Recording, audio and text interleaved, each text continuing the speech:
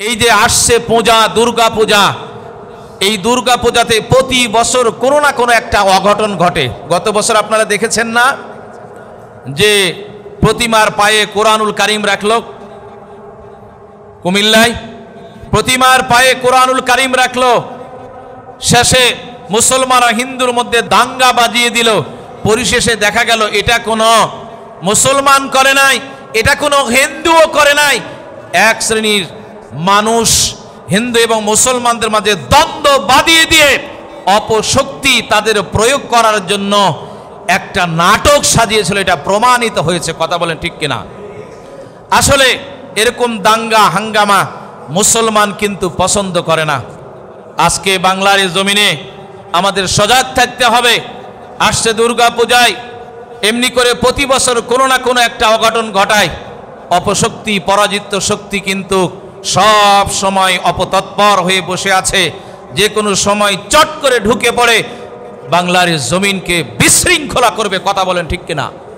আমার ভাইয়েরা, আমরা বাংলার জমিনে মন্দির পাহারা দিই যেন কোনো প্রকার আঘাত না হয়, অথচ ভারতের বোম্বাইয়ের একজন পুরোহিত যার নাম হলো রামগিরি মহারাজ, তিনি একজন ধর্মগুরু। আফসোস লাগে, তিনি আমার নবী সম্পর্কে, ইসলাম সম্পর্কে কটূক্তি করেছেন এবং তাকে যে প্রশ্রয় দিয়েছে নীতেশ নারায়ণ নেতা, সেখানকার একজন বড় নেতা, এই দুইজন মিলে ইসলাম নিয়ে আপনার আমার কলিজার টুকরা বিশ্বনবীকে নিয়ে কটূক্তি করেছে। আপনারা দেখেছেন যে লং মার্চ করে বোম্বাইতে, সেখানে হাজার হাজার কোটি কোটি মুসলমান রওনা দিয়েছে। কেন আপনার আমার কলিজার টুকরা বিশ্বনবীকে নিয়ে কটূক্তি করা হলো? ইসলামকে নিয়ে কেন কটূক্তি করা হলো? নবী করিম সাল্লাল্লাহু আলাইহি ওয়াসাল্লাম বলেছেন, লা ইউমিনু আহাদুকুম হাত্তা আকুনা আহাব্বা ইলাইহি মিন ওয়ালিদিহি ওয়া ওয়ালাদিহি ওয়ান নাসি আজমাইন। যতক্ষণ পর্যন্ত তোমরা ঈমানদার হতে পারবে না, যতক্ষণ পর্যন্ত তোমার সন্তান, তোমার পিতামাতা, তোমার সাধারণ মানুষ, নেতা নেত্রী সকলের চাইতে বিশ্বনবীকে যতক্ষণ পর্যন্ত তোমরা ভালোবাসতে না পারবে, ততক্ষণ পর্যন্ত তোমরা ঈমানদার হতে পারবে না। আপনার সন্তানের চাইতে রাসূলকে বেশি ভালোবাসতে হবে, আপনার মা বাবার চাইতে রাসূলকে বেশি ভালোবাসতে হবে, আপনার নেতার চাইতে বিশ্বনবীকে বেশি ভালোবাসতে হবে। বিশ্বনবীকে নিয়ে কটূক্তি করলো। দেখেন, একজন মন্দিরে পুরোহিত রামগিরি মহারাজ, সে কটূক্তি করলো। বড় আফসোসের বিষয়, আজ গোটা ভারত নয়, গোটা পৃথিবীতে আজ তারা প্রতিবাদ জানাচ্ছে। বাংলার এই জমিন থেকে আমরাও প্রতিবাদ জানাই। আমরা সকল বিষয়গুলি কম্প্রোমাইজ করব। আমাদের বাবা নিয়ে কথা বললে, মা নিয়ে কথা বললে, দেশ নিয়ে কথা বললে আমরা কম্প্রোমাইজ করব। কিন্তু এমন একটা জায়গা, যেই জায়গা আমরা কম্প্রোমাইজ করতে জানি না, আমরা করতেও পারবো না। বিশ্বনবীকে নিয়ে যদি কেউ যদি কটূক্তি যদি করে, সে যদি আমার বাবা হয়, সে যদি আমার সন্তান হয়, সে যদি আমার বন্ধু হয়, সে যদি আমার নেতা হয়, সে যদি ভারত হয়, সে যদি আমেরিকা হয়, আমরা কোশ্চিন কালেও ছাড় দিতে রাজি নাই, কথা বলেন ঠিক কিনা? আমার ভাইয়েরা, বিশ্বনবীকে নিয়ে কটূক্তি করবে আর আপনি আমি কোনো প্রতিবাদ করব না, তা কিন্তু হতে পারে না। বিশ্বনবীর অপমানে যদি কাঁদে না তোর মন, মুসলিম নয়, মুনাফিক তুই, রাসূলের দুশমন। সম্মানিত উপস্থিতি, আমরা রাসূলের দুশমন হতে চাই না। আসছে দুর্গা পূজা, তারা আমার নবীকে নিয়ে, রাসূলকে নিয়ে কটূক্তি করলো।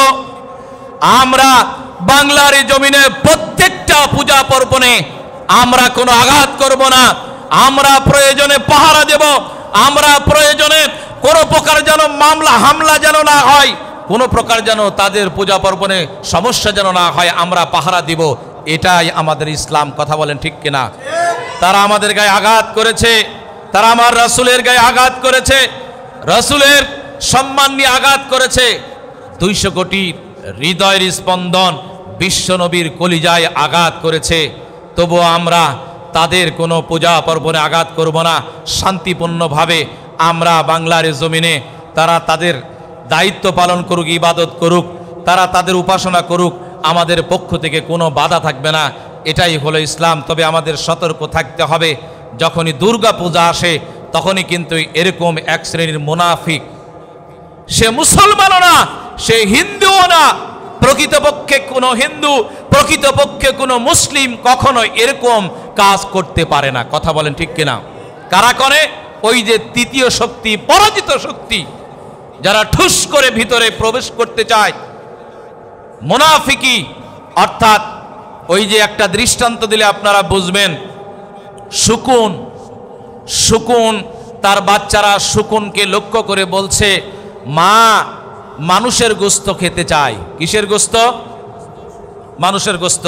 শকুন বলছে যে বাবা, মানুষের গোশত তো খাওয়া যায় না, কারণ মানুষ যখন মারা যায় কবরে মাটি দেয় মুসলমানরা, আর হিন্দুরা পুড়িয়ে ফেলে, গোশত পাবো কোথায়?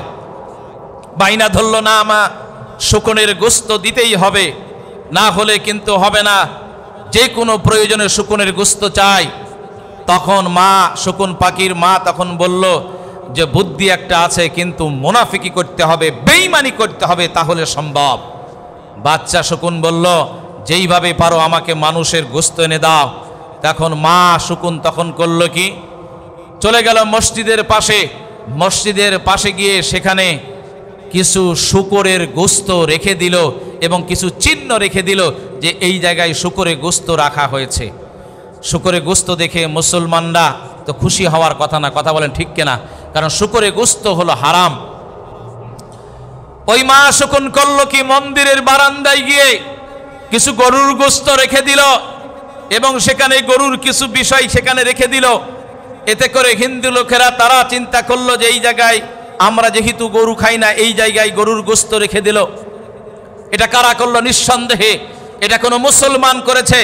এবার মুসলমানের মসজিদের বারান্দায় গিয়ে যেহেতু শূকরের গোশত রেখেছে, মুসলমানরা এটা পছন্দ করে না। এক শ্রেণীর মুসলমান তারা চিন্তা করলো এটা মনে হয় হিন্দু করেছে। একটা পর্যায়ে মন্দির এবং মসজিদের এই লোকজনের মধ্যে, হিন্দু মুসলমানের মধ্যে দ্বন্দ্ব বেঁধে গেল। একটা পর্যায়ে মারামারি, লাশের পর লাশ পড়ে গেল।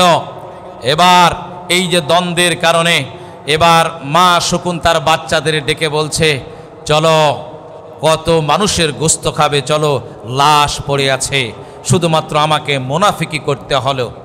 সম্মানিত ভাইরা আমার, এই দৃষ্টান্ত দ্বারা শিক্ষা হলো এটাই, নিজের স্বার্থ সিদ্ধি করার জন্য, নিজের উদ্দেশ্যকে পূর্ণ করার জন্য এমনও মানুষ আছে মুনাফিক মার্কা, যারা মানুষের জীবনকে কখনো তাওয়াক্কা করে নাই।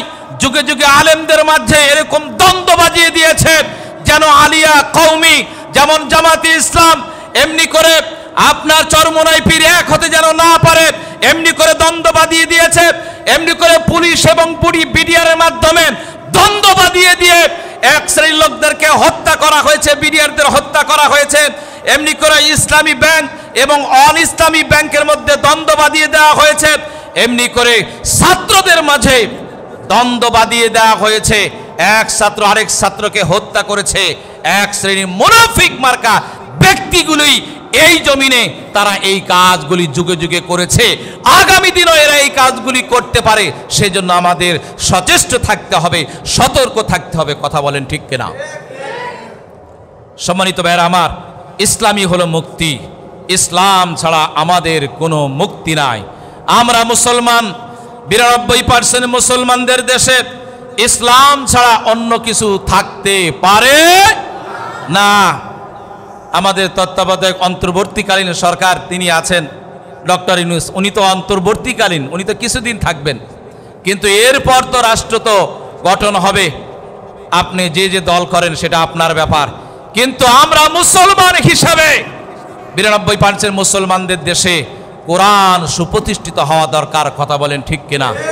অনেক কিছুই আমরা দেখলাম, একবার কোরআন দিয়ে রাষ্ট্র পরিচালনা হচ্ছে, এটা যদি আমরা দেখি, আল্লাহর কসম বাংলাদেশে আর কোনো দল থাকবে না। তারা চিন্তা করবে যে কিসের নেশায়, কি কারণে আমরা দল করলাম, ইসলাম ছাড়া অন্য কোথাও শান্তি নেই, শান্তি যেহেতু পাচ্ছি ইসলাম ছাড়া আমরা অন্য কোনো দলই করব না। বলি আল্লাহু আকবার। আল্লাহ রাব্বুল আলামিন আমাদেরকে বায়াত গ্রহণ করে আগামী দিন যেই কুচক্রী মহল গভীর ষড়যন্ত্র করছে, গাজায়ে হিন্দের ডাক দিচ্ছে, আগামী দিন মুশরিকদের সঙ্গে লড়াই হবে, আমাদেরকে সতর্ক থেকে মুসলমানদের পক্ষে, আলেমদের পক্ষ থেকে আমরা আগামী দিন আমরা চলবো ইনশাআল্লাহ। বাংলার এই জমিন ওলিয়া উলিয়ার জমিন, বাংলার এই জমিন মসজিদ মাদ্রাসার জমিন, বাংলার এই জমিন হাজার হাজার শহীদের জমিন। এই জমিন আল্লাহর কোরআন সুপ্রতিষ্ঠিত হোক। আল্লাহ রাব্বুল আলামিন আমাদের সেই তৌফিক দান করুন। আমিন। ওয়া আখির দাওয়ানা আনিল হামদুলিল্লাহি রাব্বিল আলামিন।